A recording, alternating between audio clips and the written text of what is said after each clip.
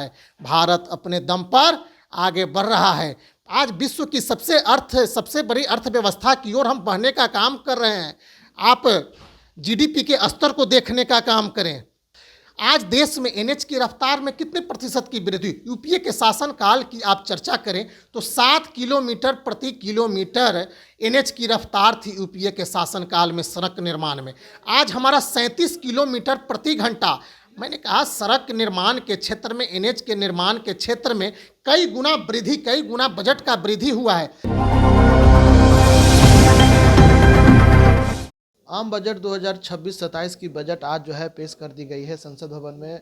उसके लेकर के जो है बीजेपी प्रदेश कार्यालय में जो है पूरी तरह से लाइव चल रही थी। वहाँ पे जो है सम्राट चौधरी भी मौजूद थे। हमारे साथ बात करने के लिए पीयूष शर्मा है, बीजेपी के प्रवक्ता हैं।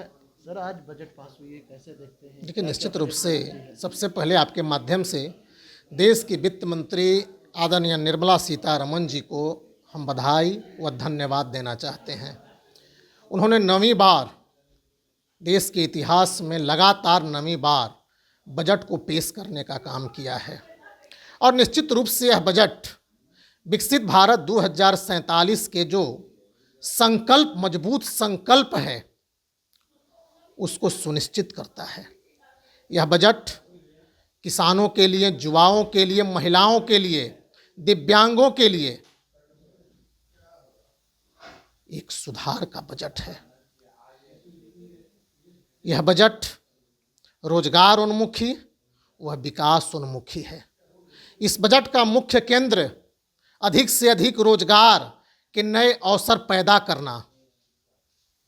इस बजट का मुख्य उद्देश्य आर्थिक रूप से देश को मजबूत बनाना।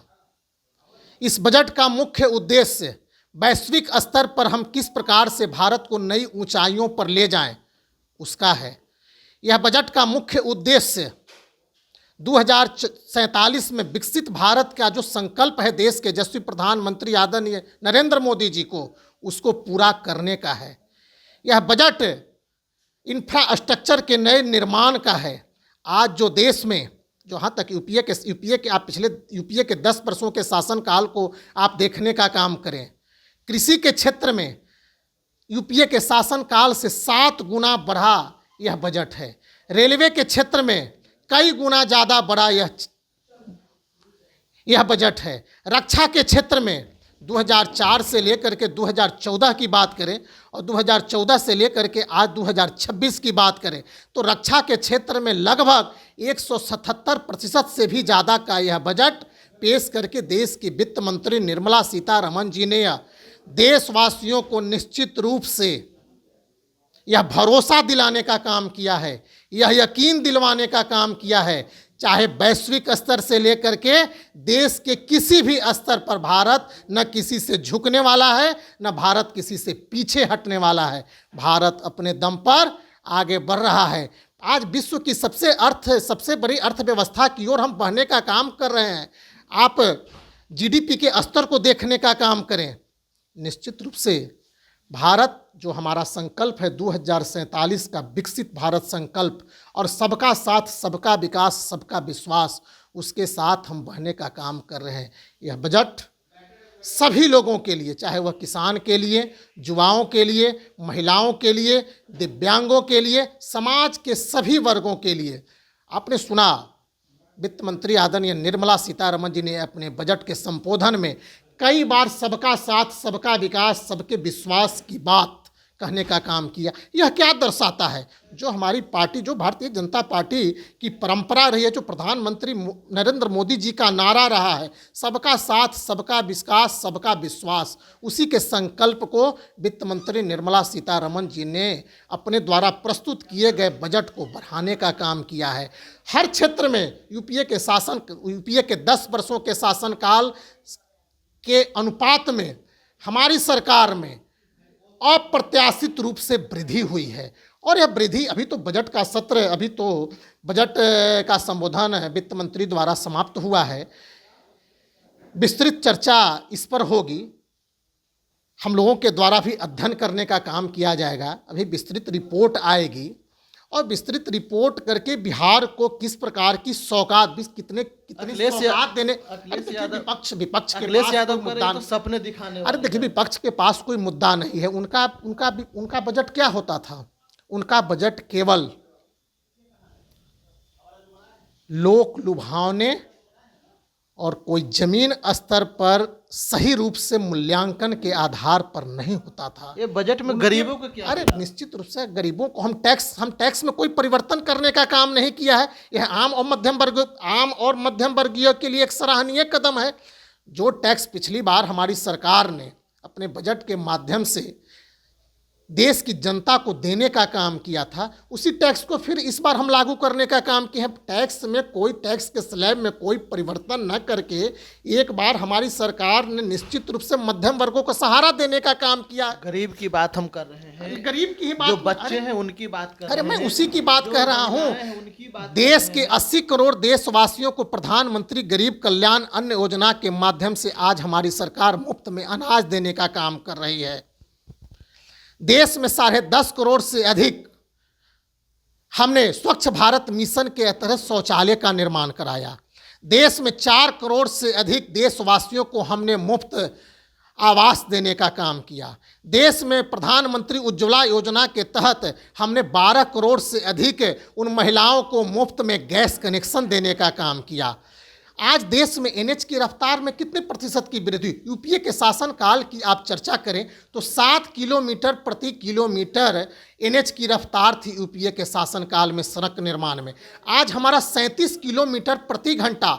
मैंने कहा सड़क निर्माण के क्षेत्र में, एनएच के निर्माण के क्षेत्र में कई गुना बजट का वृद्धि हुआ है।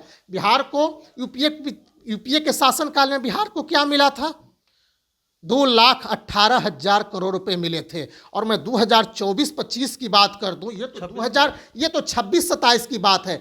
24-25 के बजट की मैं चर्चा करूं तो 9,28,000, लगभग 3 गुना से अधिक बिहार को सहायता देने का काम हमारी सरकार ने करने का काम किया है। तो हम लगातार काम करने का काम कर रहे हैं। पीएम स्वनिधि के माध्यम से आईआईटी नए एम्स का निर्माण हो रहा है, आईआईटी का निर्माण हो रहा है, आईआईएम का निर्माण हो रहा है। तो देखिए हमारी सरकार लगातार विकास करने का काम कर रही है और हम सबका साथ सबके विकास में विश्वास करने वाले लोग हैं। हम केवल झूठे वादे करने का काम नहीं करते हैं। हमारी सरकार जो कहती है वह निश्चित रूप से करने का काम करती है। हम मजबूत इरादे को लेकर के इस बजट को हमारी सरकार ने पेश करने का काम किया है। हमारा लक्ष्य 2047 में विकसित भारत के संकल्प को पूरा करना है और उसी संकल्प को लेकर के आज हम लगातार काम करने का काम कर रहे हैं। आप आयुष्मान भारत योजना की बात करें, क्या होता था यूपीए के शासनकाल में? क्या होता था? आज आयुष्मान भारत योजना के तहत लगभग देश के 77 करोड़ लोगों को हमने मुफ्त में इलाज करने के लिए उन्हें आयुष्मान कार्ड बनवाने का काम किया। तो एक से एक हमारी सरकार की उपलब्धियां हैं। 55 करोड़ से अधिक लोगों को जनधन खाते खोले गए, जहां करोड़ों रुपए की राशि उन्हें हस्तांतरित करने का काम किया गया यूपीए के शासनकाल में। जनधन की बात की तो जनधन में जो मोदी जी कहे थे कि सबको 15-15 लाख रुपए खाते में आएंगे, वो भी तो पैसा अभी तक नहीं आया। देखिए आप तो देखने का काम करें ना, इस जनधन से यूपीए के शासन काल में आपको मालूम होना चाहिए कि यूपीए के शासन काल में लगभग 2 करोड़ लोगों को, मात्र ग्रामीण 2 करोड़ लोगों के बैंक खाते थे। हमारी सरकार ने 42 करोड़ लोगों को शून्य पर, जीरो बैलेंस पर खाते खुलवाने का काम। अरे यूपीए के शासन काल उन्हीं के नेता क्या कहते थे? खाते से नहीं ना, खाते में पैसा भी तो, अरे वो तो एक भी होना चाहिए। मैंने क्या कहा, वो तो बिहार को विशेष राज्य की दर्जा की भी मांग करते थे और विशेष राज्य की दर्जा से ज़्यादा हमने बिहार को पैकेज देने का काम किया। 10 वर्षों के शासनकाल में, यूपीए के 10 वर्षों के शासनकाल में केंद्र द्वारा कितनी सहायता राशि बिहार को देने का काम किया गया था। और हमारी जब एनडीए की सरकार बनी 2014 में, तो 2014 से लेकर के 2025 के आप आंकड़े को देखने का काम करें तो लगभग 3 गुना से अधिक सहायता राशि हम बिहार को देने का काम कर रहे हैं। यह बिहार को स्पेशल पैकेज से ज़्यादा है। पिछले बजट की मैं बात करूँ 55,000 करोड़ बिहार को हमने केवल सहायता राशि देने का काम किया था, और इस बार अभी मैं अध्ययन कर रहा हूँ कितनी सहायता राशि बिहार को पैकेज देने का काम आदरणीय वित्त मंत्री निर्मला सीतारमण जी द्वारा किया गया। देखिए, देश के सभी राज्यों में वित्त मंत्री निर्मला सीतारमण जी द्वारा आर्थिक रूप से पैकेज देने का काम किया गया है। अभी आया है डिटेल्स, इस डिटेल को आने के बाद मैं आपको विशेष रूप से बताने का काम करूंगा। निश्चित रूप से यह बजट विकास उन्मुखी, रोजगार उन्मुखी, महिलाओं के लिए, किसानों के लिए, युवाओं के लिए, और सबसे महत्वपूर्ण मैं आपको बता देता हूं, बार बार वित्त मंत्री निर्मला सीतारमण जी ने सबका साथ सबके विकास की बात कही है। तो यह समाज के सभी वर्गों के लिए, सभी जातियों के लिए, सभी संप्रदायों के लिए राहत का बजट है।